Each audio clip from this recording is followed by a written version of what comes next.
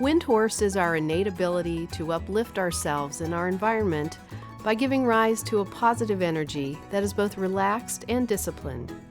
Since 1981, Windhorse Community Services has integrated this understanding with modern conventional therapies, meditation, and contemplative traditions in the development of at-home, whole-person mental health recovery.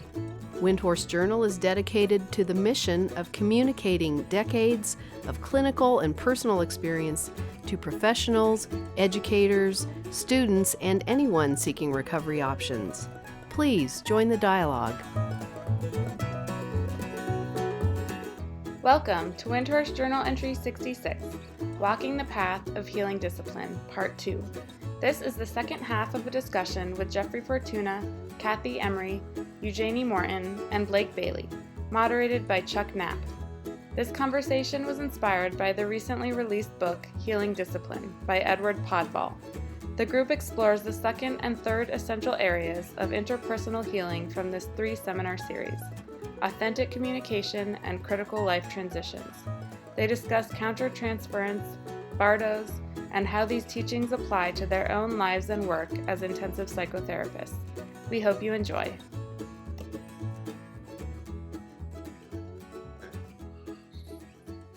So back to the definitions of contemplative psychotherapy and that synthesis of our own personal work of waking up, which involves watching ourselves go to sleep, wake up, the alternation of that, and being in the moment is the best place to be able to see that stuff happening, and then how that affects our work with others.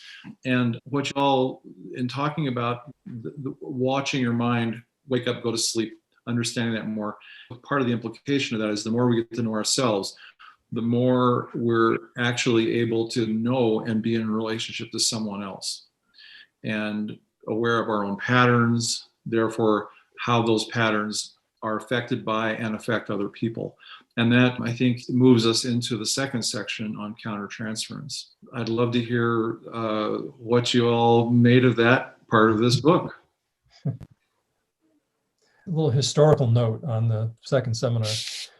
Kathy, you may remember we were involved with the year-long intensive psychotherapy training with Ed, which was in full momentum while he was doing this particular seminar. So that was a revelatory experience for all of us, but maybe in some ways, especially for Ed, of what he was remembering and learning and synthesizing in that seminar with us. And so this particular seminar is packed to the brim with Ed's, all of his knowledge about intensive psychotherapy. And he mentions intensive psychotherapy being the paradigm that he's basing the seminar on. And so there is so much in there. And wanting to invite us and the readers also to relax with what's in there and don't be put off by it. There's layers and layers of it. Part of the beauty of the way this seminar, I think, is constructed and portrayed here is that it's multi-layered. And every time you read it, some new layer will be revealed. So I think the 5 of us are talking at a kind of first reading layer, which is fine and good. So there's a lot of layers there. Yeah. You know, Jeff, I liked this chapter the most because it's so messy. It's such a mess. And I think that having been, brave enough myself to kind of move towards my own contemplative practice and having this mirror of what a mess I am on the inside, and then beginning to see what does that look like as it moves out, especially as I'm beginning to be in relationship with other people. And then how do you just try to relax and keep that kind of that bigger sense of mind around how can I be open to observation and reflection and experience and really begin to feel the nuances of what I've come to know about myself, my histories, my complexities, my styles, my habits, where I get stuck, where I go to sleep. And then how is that then connecting with the people that I'm also in the room with or I'm working with? And that's when it's fascinating because you find yourself in them and they're finding themselves in you. And there's this amazing exchange that is so rich and mysterious. And within that, there can be these sparks of insight and opportunity and wakefulness and serious irritation. But that's why I like this chapter. So I'm just going to keep putting sticky notes, just like you do, Chuck. So it's powerful. Yeah, very, very powerful. I agree, Eugenie. And what I appreciated was how he contrasted the conventional view of countertransference in the psychotherapeutic relationship and how it's an obstacle.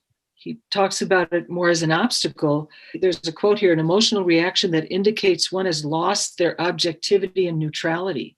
So it's that view of needing to stay objective and neutral. And if your own stuff is coming up, it's in the way. And like how to take that to supervision and work with it. And so it doesn't interfere. But the sense I get from all of these teachings is that it's in service of becoming more intimate in the relationship.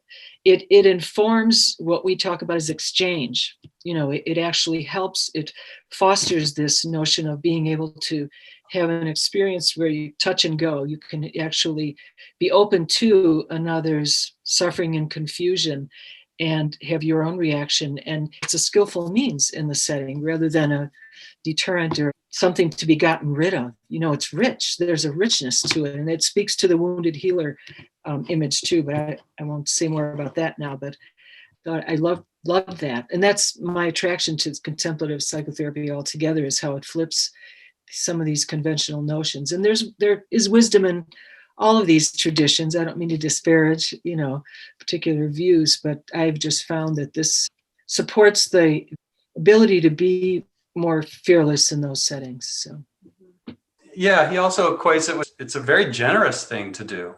Yeah. To be able to experience the other person in an immediate way and to have those feelings that they may induce in you, and then to be able to hold that and not try to, you know, squash it or kill it or pathologize it, just to use it as material for exchange. Very generous. And also in the service of kind of dropping the whole rescue, cure, professionalism situation that can arise unsuspectingly or not with therapists of all stripes. And he keeps coming back to that rescue, cure, professionalism. He repeats it. He said he can hardly say it enough. And I wonder if one of you could say something more about what that actually means.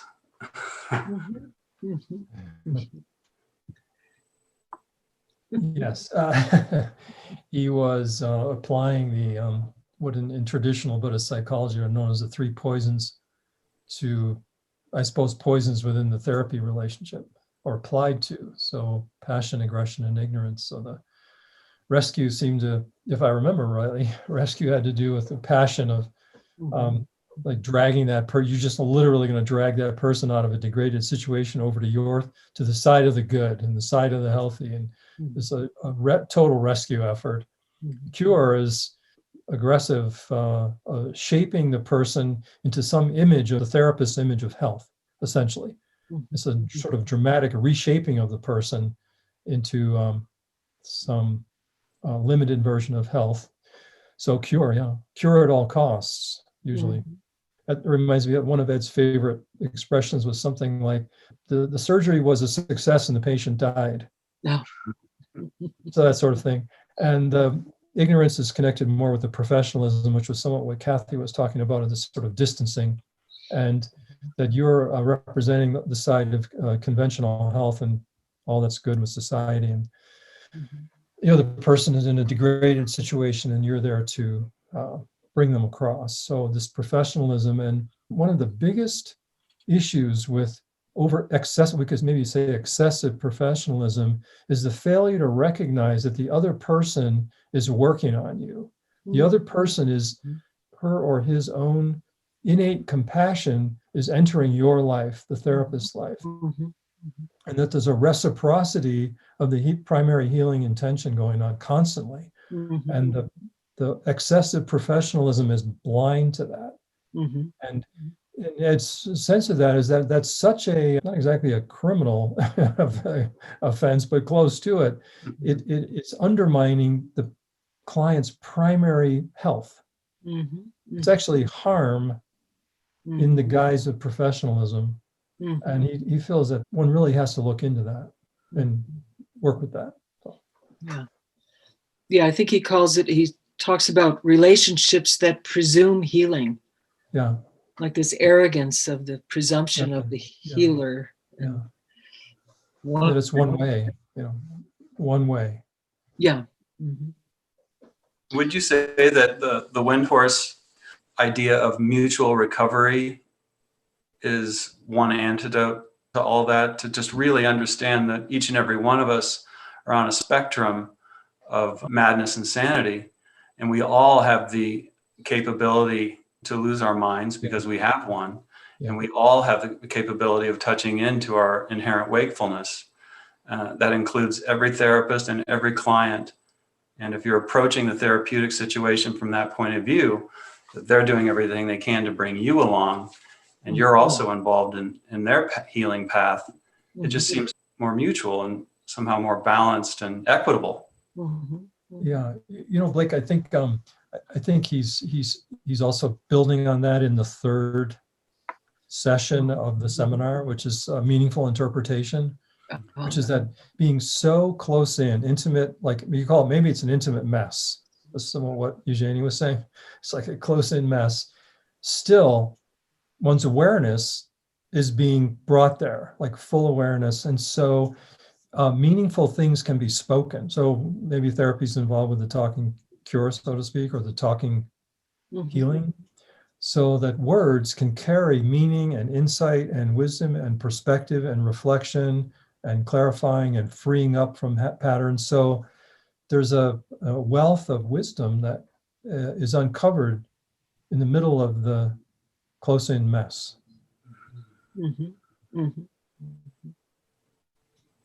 Can I ask something to that last point about close-in mess?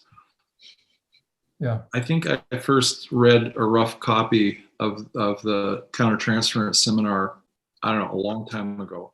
And I thought the rescue cure professionalism was one of the most meaningful things about experience in therapeutic relationships that I'd ever read. And I think Ed said this in there, and I'm just curious what you all make of this. Once you become aware of this, then you watch yourself do it. It's not like you become aware of it and then you stop doing it, right? That's the great thing that every client that I've ever worked with has utterly humbled me and constantly helping me like work with my definition was, what do I think psychotherapy is? What do I think recovery is or healing is? I mean, they are such teachers to me, and I'm constantly hitting the wall, and they definitely wake me up when I'm becoming too professional, when I really want to make them feel better, when I want to feel like a better therapist. Oh, it's just amazing.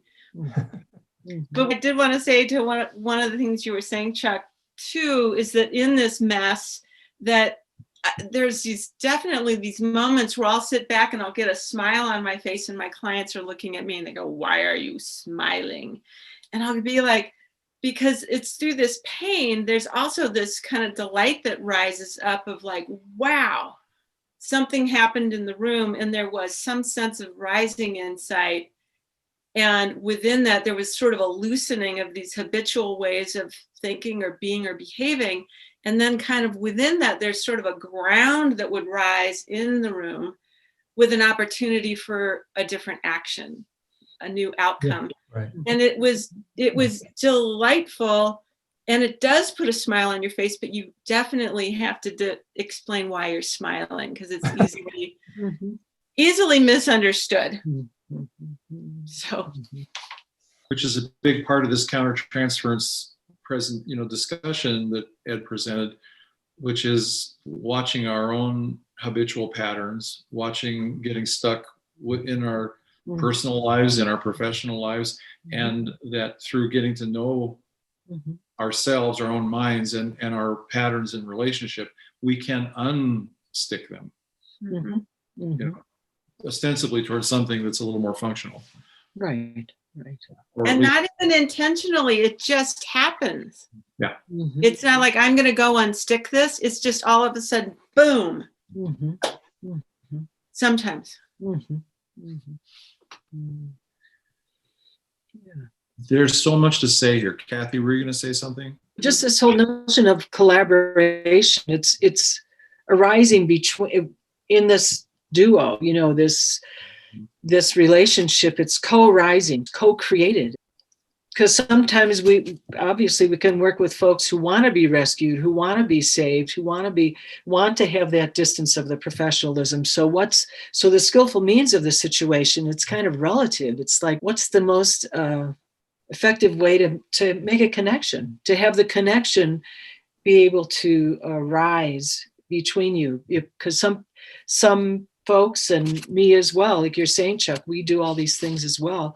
In the moment, you know, we find ourselves doing this protection, you know, it's kind of protection. So how to just bring awareness to that, and what we call Maitri, which hasn't come up yet, which I wish I had brought up in the contemplative psychotherapy discussion and contemplative psychology. It's a key experience and word. It means loving kindness towards oneself, which is the ground of then being compassionate for others. It's how it starts. You know, sometimes we feel I'm compassionate for others, but I hate myself. But actually, glimpses of compassion include moments of Maitri for yourself. So anyway, just thought I'd add that little piece there.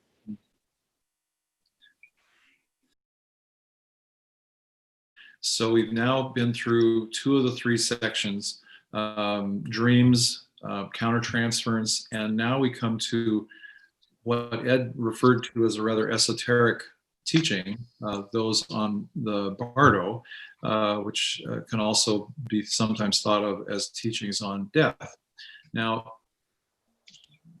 these become very relevant to our day-to-day life as well as our work in our therapeutic situations, but this could take some explaining. So who would like to jump in on the Bardo teaching section? Let me read a short paragraph from Healing Discipline. So this is the early in the section of the first session called The Meaning of Bardo. The experience that we would like to focus on is known as, quote, the Bardo. There is a basic formula or prototype of this Bardo experience. But before we get to that, we should just say what this esoteric word means.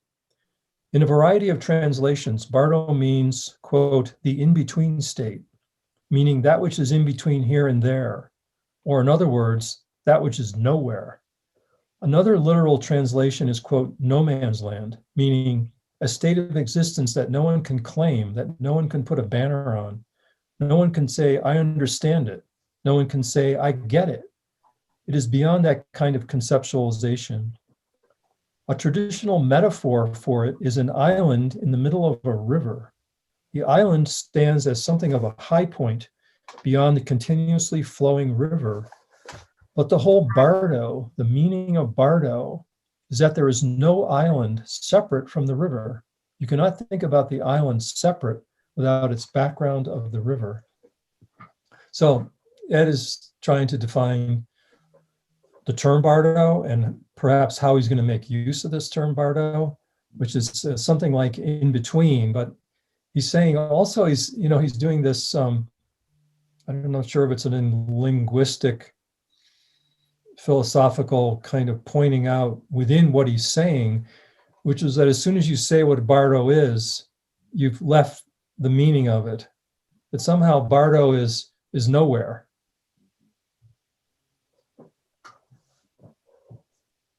And yet we're tortured by it. Well, yeah, tortured by it, and we ignore it all the time too. Yeah, we're always ignoring that we have these transitions happening all the time. So it comes back to this waking up, because it's also very fertile.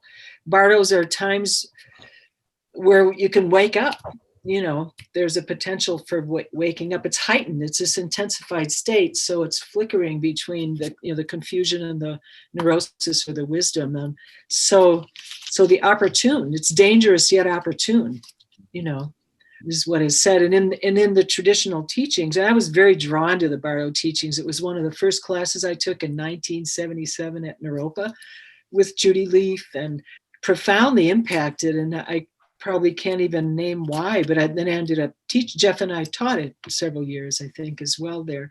But so for me, it really is a teaching about life. And we're in a Bardo now. We were born, we all have an expiration date. So there's an in-between state there, beginning and ending. And then the momentary Bardos, dream Bardo, there's Bardo of moment of death. So anyway, just to say that it's an opportunity in the moment.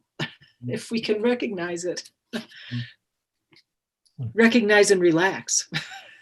I can start by saying how I approach the reading, which is to say that since these teachings can be pretty intimidating, really, especially if you're trying to understand them from the inside out, from the top to the bottom, and have a full kind of academic and experiential understanding of what's being presented here. Very daunting and maybe even dangerous.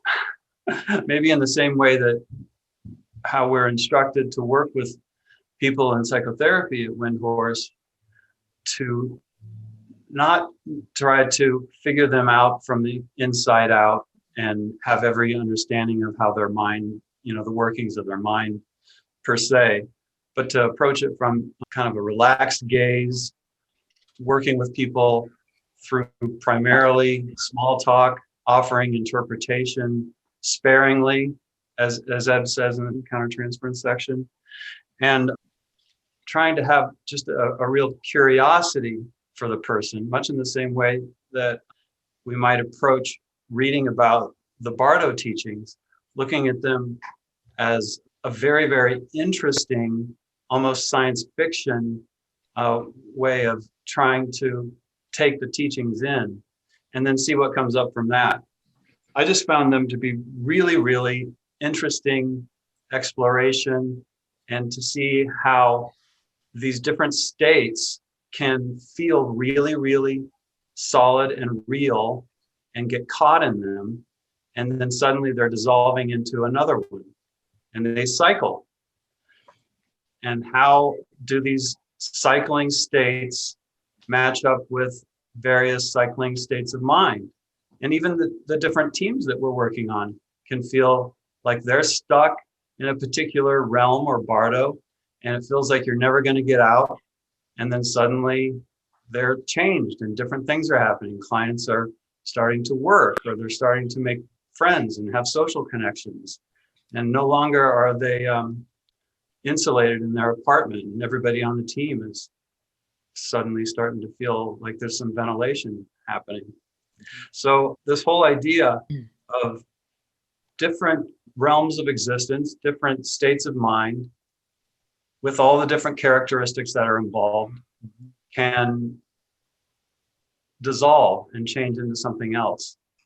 Eugenie, is there something on your mind about this? Can I ask? Well, I'm just hearing a good friend of mine is a Jungian psychologist, and she would talk about the liminal space. And interestingly, the neither here nor there, liminality. So it feels like it's such a concept that's so rich throughout all traditions and times, is that these, even the indigenous people recognizing that there is something that is consistently occurring that you can't put into words. And yet it's rich. And here we are trying to talk about it.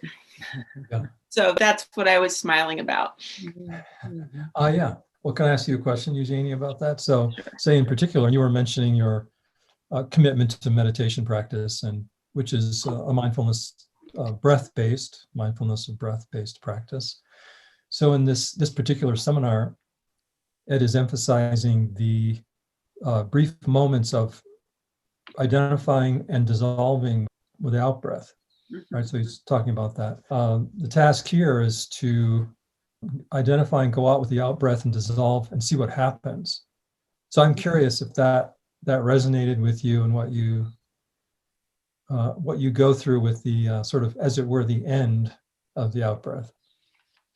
You know, and I am linking it back to when I'm in the room with a client that I'm with, and I've had something has risen. There's an insight or a thought, an inspiration, you know, neither here nor there around whether it's profundity or anything, but it's risen. And then it is this flickering of awareness and you're tracking it. And then sometimes they'll catch onto something and then they'll move into something else. And then other times they just fall apart. And then there's silence until I get anxious and start talking again. But I don't know if that helps or answers anything. Thank you. Yeah. Thank you.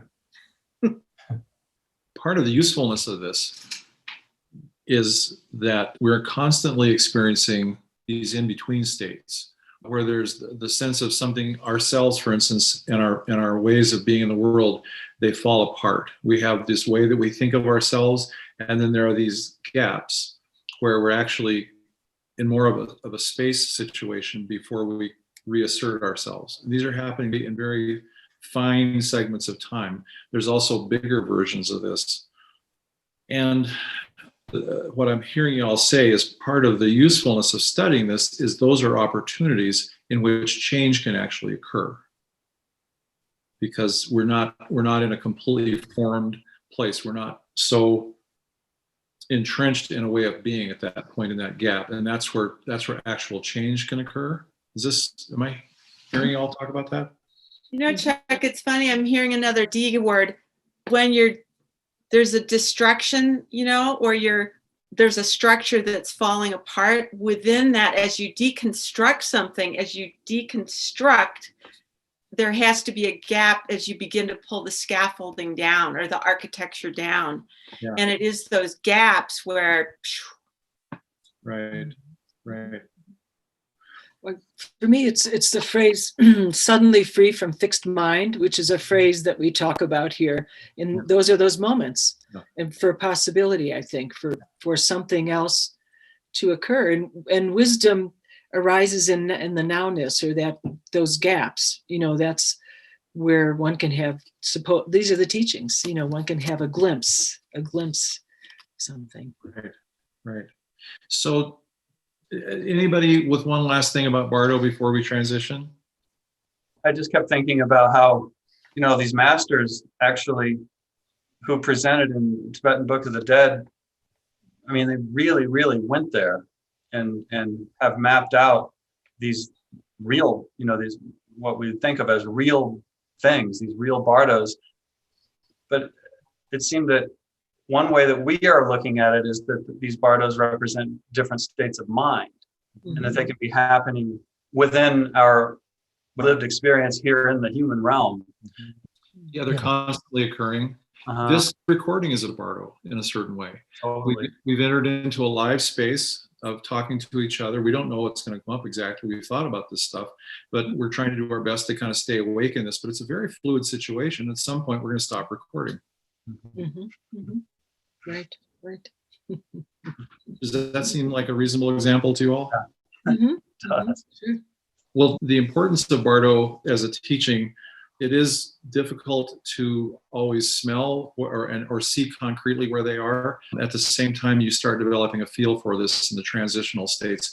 And an example of the emphasis that Chogyam Trungpa put on being aware of these things, in the early 1980s, he was visiting a preschool in Boulder that was run by the Buddhist community. And the teachers were preparing for him to come to the classes to observe and what they were doing. He was more interested in seeing what happens between the classes when the kids are let out of a class and they go about their whatever they do until they get into their next class. He wanted to see how the teachers were handling that transitional space. Yeah. So it was always very forefront in his awareness of how we conduct ourselves in these transitional states, and their opportunities or the dangers. Right. Like getting up from your meditation cushion. Yeah. You know, there's a transition. Or even like doing the Maitri space awareness practice, you're in the room, you feel this is the practice. It's when you step out of the room, you know. Yeah. As we think about these 3 sections, they form a complete arc of some kind. And I'm curious what y'all would have to say about how they cohere and relate to us both professionally and personally. Well, I could say something from the perspective of living through this over and over. Mm-hmm. It seemed to me that he's beginning with an invitation to a very kind of deep awareness practice, a personal deep awareness practice of one's dream life, and how one is working with the situations where one could practice lucid waking and what the intention might be about that. So he's using that as a sort of the primary field in which sleep and awake and the transitions between the two can be investigated in oneself. Mm-hmm. And then in a very simple way, how one could engage another by just listening, which Blake was describing. Mm-hmm. So it's a very kind of groundwork. It's like personal groundwork, also interpersonal groundwork. Just listen, don't respond, don't assign meaning, just listen. Mm-hmm. Then you get to the countertransference, and that's what we were calling kind of the close-in mess, or whatever term we had for that, is what Ed describes as bringing meaning and relevance to the personal practice, Mm-hmm. whether it's dream practice, dream awareness practice, and mindfulness meditation in general. Mm-hmm. He said that's when it really matters. Mm-hmm. Practice gets traction and has meaning and matters when you engage with another person to see about providing some kind of help and care.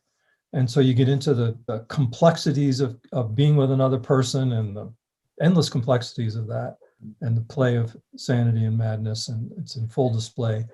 And then this last section seems to me to be putting us in, somehow brought face to face with courage in regard to the unknown. Mm-hmm. And developing a kind of respect for sort of like the emerging unknown. And so transitions, end of the out breath, Bardo is like in between. So it's developing this kind of really acute kind of awareness.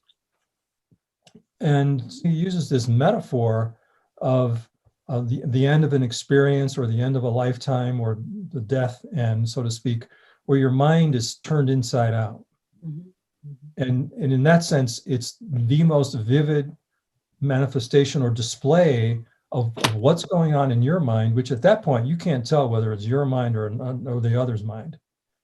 You're already deep in a relationship, so it's sort of mixed minds, but the whole thing is being turned inside out. And that requires a lot of courage. And to me, he's talking about discipline all the way through, meaning is that you're, in a sense, you're never really thrown off balance. Mm-hmm.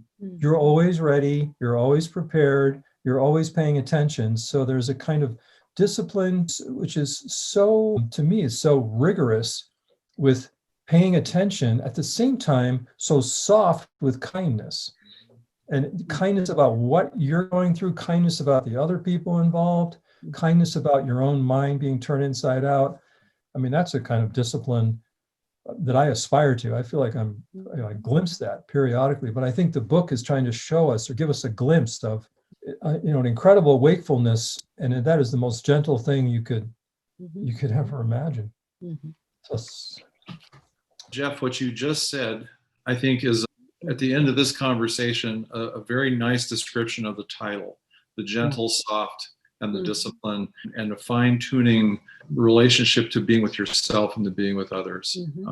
Thank you all so much. This was really a pleasure and a joy. Wow. Thank you.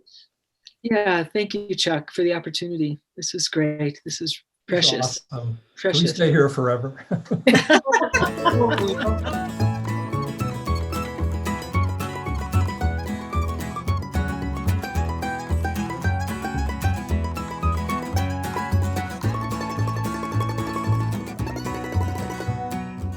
Thank you for listening to Windhorse Journal Entry 66, Walking the Path of Healing Discipline, Part 2. Part 1 of this entry and much more can be found at windhorsecommunityservices.com/journal. You can also download the book Healing Discipline by Edward Podvoll at windhorseguild.org/publications.